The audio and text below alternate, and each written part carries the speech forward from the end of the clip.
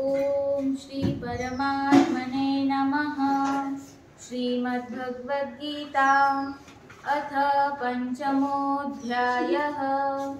अर्जुन उवाच सन्न्यासं कर्मणां कृष्ण पुनर्योगं च शंससि यच्छ्रेययेतयोरेकं तन्मे ब्रूहि सुनिश्चितम्। श्रीभगवानुवाच सन्न्यासः कर्मयोगश्च निःश्रेयसकरावुभौ तयोस्तु कर्मसन्न्यासात् कर्मयोगो विशिष्यते। नियतनित्यसन्न्यासी यो न द्वेष्टि न काङ्क्षति निर्द्वन्द्वो हि महाबाहो सुखं बन्धात् प्रमुच्यते। सांख्ययोगौ पृथक् बालाः प्रवदन्ति न पण्डिताः एकमप्यास्थितः सम्यग् उभयोर्विन्दते फलम्। यत्साङ्ख्यै प्राप्यते स्थानं तद्योगैरपि गम्यते। एकं साङ्ख्यं च योगं च यः पश्यति स पश्यति।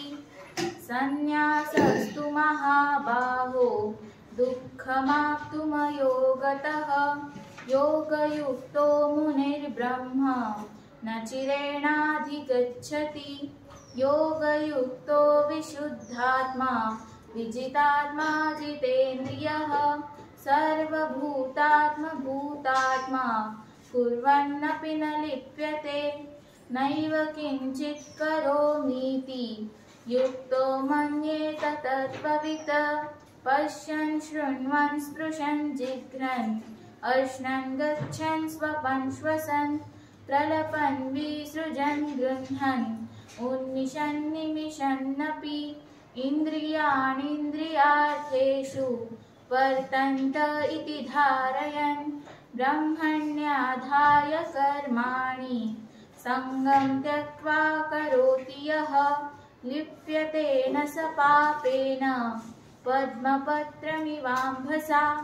कायेन मनसा बुद्ध्या केवलैरिन्द्रियैरपि योगिनः कर्म कुर्वन्ति सङ्गं त्यक्त्वात्मशुद्धये। युक्तः कर्मफलं त्यक्त्वा शान्तिमाप्नोति नैष्ठिकीम्। अयुक्तः कामकारेण फले सक्तो निबध्यते। सर्वकर्माणि मनसा सन्न्यस्यास्ते सुखं वशी। नवद्वारे पुरे देहि नैव कुर्वन्न कारयन् न कर्तृत्वं न कर्माणि लोकस्य सृजति प्रभुः। न कर्मफलसंयोगं स्वभावस्तु प्रवर्तते। नादत्ते कस्यचित् पापं न चैव सुकृतं विभुः। अज्ञानेनावृतं ज्ञानं तेन मुह्यन्ति जन्तवः। ज्ञानेन तु तदज्ञानं येषां नाशितमात्मनः तेषामादित्यवत् ज्ञानं प्रकाशयति तत्परम्। तद्बुद्धयस्तदात्मानः तन्निष्ठास्तत्परायणाः गच्छन्त्यः पुनरावृत्तिं ज्ञाननिर्धूतकल्मषाः। विद्याविनयसम्पन्ने ब्राह्मणे गविहस्तिनि शुनि चैव श्वपाके च पण्डिता समदर्शिनः। इहैव तैर्जितः सर्गः येषां साम्ये स्थितं मनः निर्दोषं हि समं ब्रह्म तस्माद् ब्रह्मणि ते स्थिताः। न प्रहृष्येत् प्रियं प्राप्य नोद्विजेत् प्राप्य चाप्रियं। स्थिरबुद्धिरसम्मूढः ब्रह्मविद् ब्रह्मणि स्थितः। बाह्यस्पर्शेष्वसक्तात्मा विन्दत्यात्मनि यत् सुखं स योगी सद्ब्रह्मयोगयुक्तात्मा सुखमक्षयमश्नुते।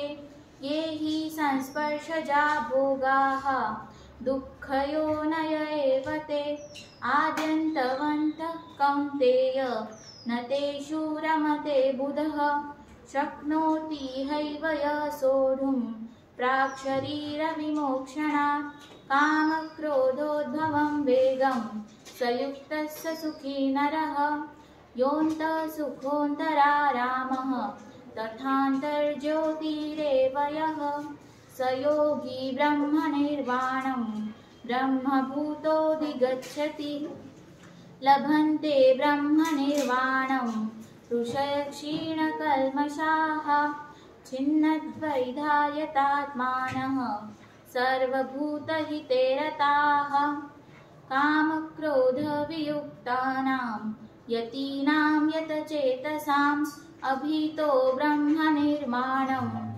वर्तते विदितात्मनां स्पर्शान् कृत्वा बहिर्बाह्यान् चक्षुश्चैवान्तरे भ्रुवोः प्राणापानौ समौ कृत्वा नासाभ्यन्तरचारिणौ ॐ तत्सदिति श्रीमद्भगवद्गीतासु उपनिषत्सु ब्रह्मविद्यायां योगशास्त्रेण श्रीकृष्णार्जुनसंवादे कर्मसन्न्यासयोगो नाम 5मोऽध्यायः।